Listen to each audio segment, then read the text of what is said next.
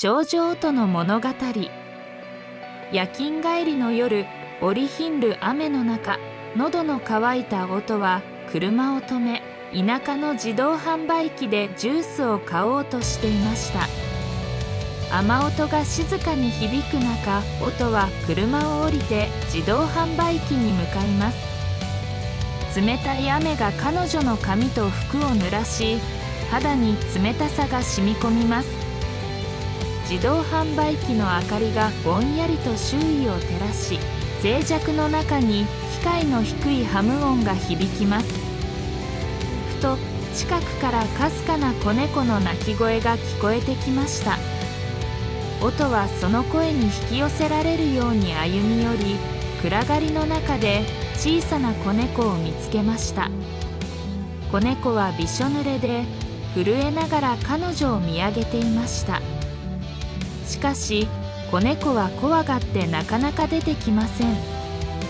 音はしゃがみ込み優しく声をかけました。大丈夫、怖くないよ。彼女の声は雨音にかき消されそうでしたが、その温かさは確かに伝わりました。子猫は震えながらも音の優しさに引き寄せられるように少しずつ近づいてきました。音は手を差し出し、その手が子猫の小さな体に触れる瞬間をじっと待ちました。子猫の目には恐怖と希望が入り混じり、音の心に深く響きました。音は2時間かけて愛情深く子猫を保護しました。優しく声をかけながら少しずつ子猫の信頼を得ていきます。温かいタオルで包み、車の中で乾かしながら優しく撫で続けました。ついに子猫が音の手の中で静かに眠りについた時、音はその小さな命を守ることを決めました。子猫を抱きしめながら、音はふと自分の過去を思い出しました。音は小さな田舎町で育ちました。幼い頃から自然と動物が大好きで、よく森の中で遊んでいました。両親は優しく音に深い愛情を注いでいました。父は森の冒険を教え、母は動物の世話を一緒にしてくれました。音はその時間を宝物のように大切にしていました。しかし音が10歳の時、両親は突然の事故で命を落としました。その知らせを受けた音は、世界が崩れ落ちるような感覚に襲われました。何日も泣き続け、心に深い傷を負いました。それ以来、音は祖父母に育てられました。祖父母も音に深い愛情を注ぎ、彼女の心の傷を癒すために多くの時間を費やしました。祖父は毎週末、音を森へ連れて行き、自然の美しさを再び感じさせました。祖母は温かい食事を作り、夜には一緒に星を見ながら話をしました。音は少しずつ心の傷を癒していきました。音は優しく思いやりのある女性です。他人の痛みや悲しみを感じ取り、自分の時間や労力を惜しまずに助けようとします。友人たちは音の優しさと強さにいつも感謝しています。また、音は非常に好奇心旺盛で、新しいことに挑戦するのが好きです。自然や動物に対する深い愛情が彼女の行動の原動力となっています。音の夢は自然と共生する社会を作ることです。環境保護活動に積極的に参加し、地域の子どもたちに自然の大切さを教えています。また、動物たちのためのシェルターを設立し、捨てられた動物たちに新しい家を見つける手助けもしています。実は音が保護したその子猫は、弱き者たちの守護妖精アリンの化身でした。アリンは古代の妖精王国の王女で、その美しさと力は伝説的でした。しかし悪魔マイデーはアリンの力を恐れ、彼女を支配下に置こうと企んだのです。ある日マイデーはアリンを巧妙に騙して捕らえ、呪いをかけました。お前の力を封じ込め、この世界から消し去ってやる。マイデーの呪いによってアリンは小さな子猫の姿に変えられ、その力も失われてしまいました。アリンは絶望の中で何とか逃げ出し、音の住む宙にたどり着きました。音の優しさに触れ、彼女が自分を助けてくれると信じたのです。音の愛情と勇気がアリンの呪いを解く鍵となり、彼女は再び本来の姿と力を取り戻すことができました。音の優しさに触れたアリンは、音に感謝し、彼女の運命を大きく好転させることを決意しました。アリンはその姿を隠しながら、陰で音を助け、育てていきます。音は次第に不思議な力を感じるようになり、アリンの存在に気づき始めました。音が子猫を保護した夜、彼女は奇妙な夢を見ました。夢の中で音は広大な森の中を歩いていました。木々の間から差し込む月明かりが幻想的な光景を作り出していました。彼女の足元には柔らかな苔が広がり、遠くからは小川のせせらぎが聞こえてきました。突然光り輝く妖精たちが現れ、音の周りを舞い始めました。彼女は驚きとともに立ち止まり、その美しい光景に見とれていました。その中の一人がアリンであり、彼女は優雅に音の前に降り立ちました。音、あなたは選ばれし者です。アリンの声は柔らかく、しかし力強かった。あなたには特別な使命があります。音はその言葉に戸惑いながらも、心の奥底で何かが目覚めるのを感じました。目覚めた音は、夢が単なる幻想ではないことを感じ取り、アリンの存在を確信しました。音、あなたの優しさが私を救ったのです。あなたがいなければ、私は永遠にこの姿のままでした、とアリンは言い、アリン、私もあなたに救われたのかもしれない。あなたと出会ってから自分の中に新しい力を感じます、と音は答えました。その力はあなたの心の中にずっとあったのです。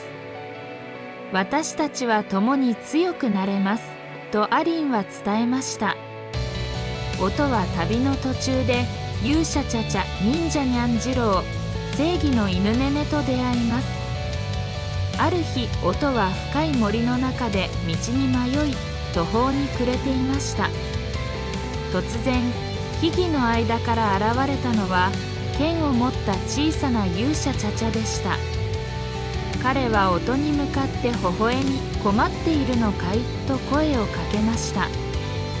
チャチャは剣の達人であり、その小さな体からは想像もつかないほどの力を持っていました。次に出会ったのは忍者のような敏捷さを持つ猫、忍者ニャンジローでした。彼は木の上から音を見下ろし、ここで何をしているんだと問いかけました。ニャンジローは音の実のこなしを見て、彼女の勇気と志に感銘を受け、仲間になることを決めました。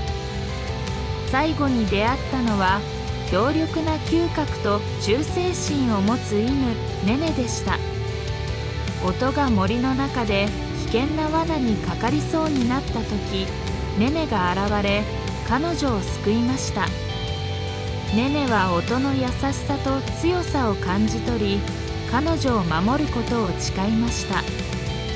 彼らはそれぞれの特技を生かし、音と共に悪魔マイデーに立ち向かうことになります。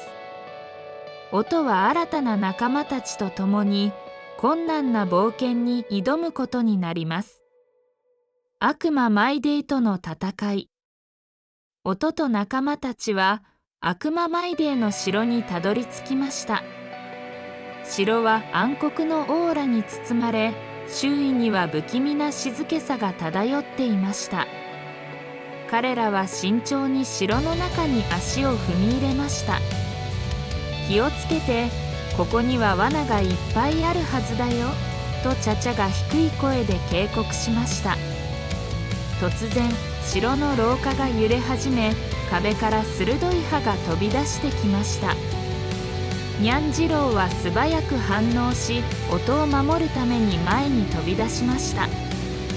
ここは俺に任せろ、彼は歯を裂けながら音たちを安全な場所へ導きました。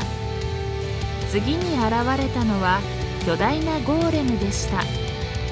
ネネが吠え声を上げ、ゴーレムの注意を引きつけました。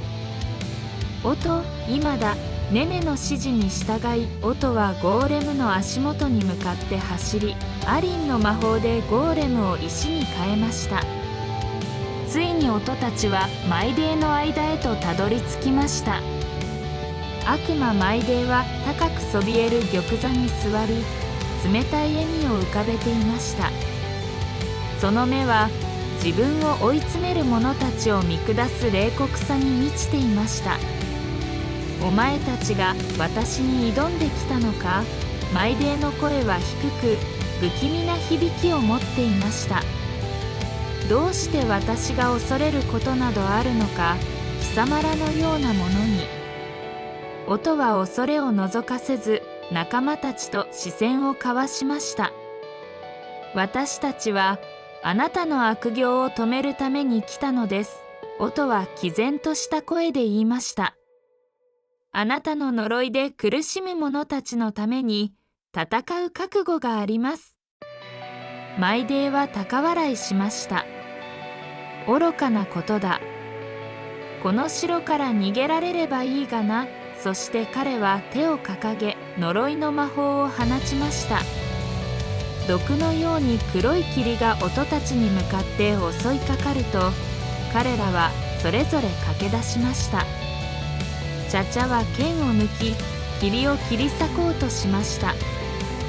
にゃんじろうは驚異的な敏捷さで動き回り、霧に飲まれないように身をかわしました。ネネは音を守りながら霧を嗅ぎ分け、最も危険な部分を事前に知らせてくれました。アリン力を貸して、音は心の中で呪文を唱えました。アリンが音に寄り添い、彼女の心の声に応えるように、その光が周囲を照らしました。アリンは魔法の力を解放し、音も同時に力を引き出しました。